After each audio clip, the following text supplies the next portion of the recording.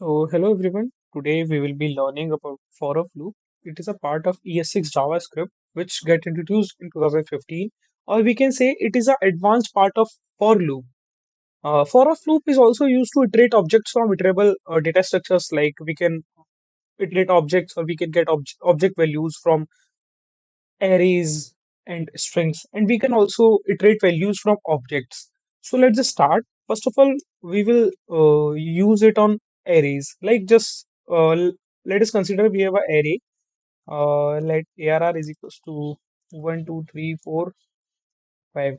Okay, so first of all, I will tell you about if I use for in loop, what I will get. Okay, so मैंने for well in array, and I just logged it to console. I will just log this well in the console. Okay, if I save it and मैंने node install किया हुआ है, तो I will just run it like this node for of dot js. Okay, so as you can see, अगर मैं वे for in loop use कर रहा हूँ, तो मेरे पे इस array के सिर्फ इंडेक्स आते हैं 0 1 2 3 4 5. मैं यहाँ पे लिख देता हूँ, अगर मैं फॉर इन लूप. ओके, अगर अब मैं इसी की जगह फॉर इन की जगह अगर मैं फॉर ऑफ यूज करता हूँ. ओके, मैंने फॉर ऑफ यूज किया, मैं एरे वही वाला ले लेता हूँ. मैंने क्या किया, फॉर, मैं इसको कमेंट कर देता हूँ फॉर इन लूप को.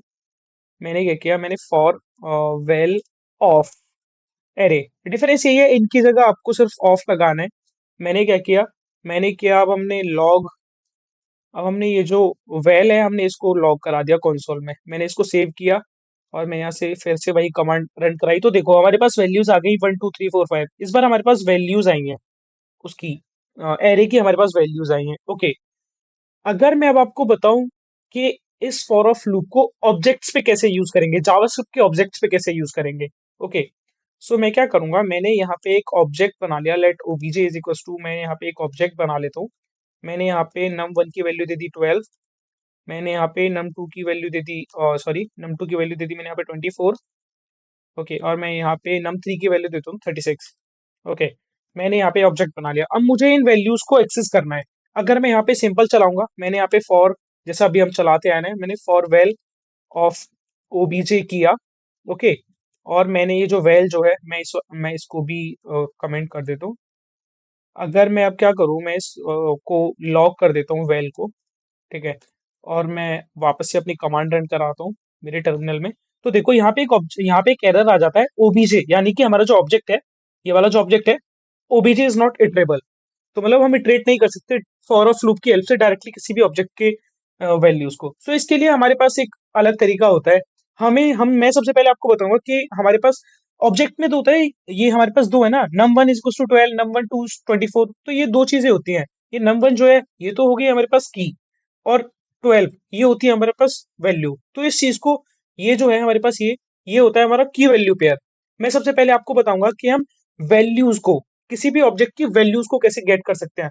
तो मैंने यहाँ पे, ये तो सिंपल रहेगा, वेल ऑफ ऑब्जेक्ट. मैं इस ऑब्जेक्ट को हटा देता हूँ. मैं यहाँ पे ऑब्जेक्ट कीवर्ड यूज करूंगा, जो कि जावास्क्रिप्ट का डिफॉल्ट कीवर्ड होता है, ऑब्जेक्ट डॉट वैल्यूज. वैल्यूज भी जावास्क्रिप्ट का एक डिफॉल्ट वेरिएबल होता है. ऑब्जेक्ट डॉट वैल्यूज मैंने डाला, और मैंने यहाँ पे फिर अपने ऑब्जेक्ट का नाम दे दिया. ठीक है, मैं अब यहाँ पे वेल को मैं ऐसे कंसोल करता हूँ. ठीक है, मैं अपनी यहाँ पे कमांड रन करता हूँ, तो देखो मेरे पास वैल्यूज आ गई हैं अब 12, 24 और 36. ठीक है, ये तो आ गई अब हमारे पास वैल्यूज. मेरे पास नम ऑब्जेक्ट की वैल्यूज आ गई. अगर अब मैं क्या करूँ, अब मेरे को क्या करना है, अब मेरे को जो हमारा कीज है, मतलब मैंने बताया था की वैल्यू पेयर होता है. मेरे पास 12, 24, 36 तो आ गया. अब मुझे कीज की वैल्यू चाहिए.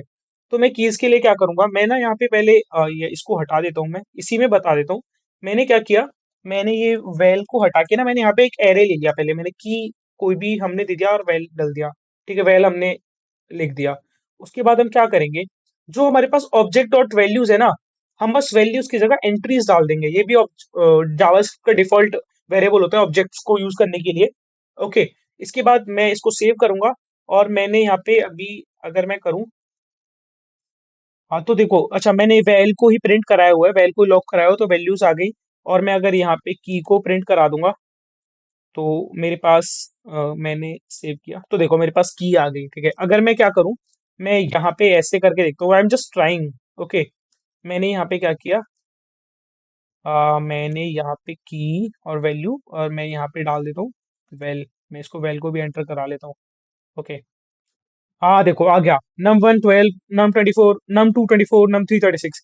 तो ये सबसे अच्छा तरीका होता है, अगर आपको एक साथ ही की और वैल्यू दोनों चाहिए, तो हम ऑफ फॉर ऑफ लूप में ऑफ से पहले एक एरे बना लेते हैं, की और वैल्यू नाम का।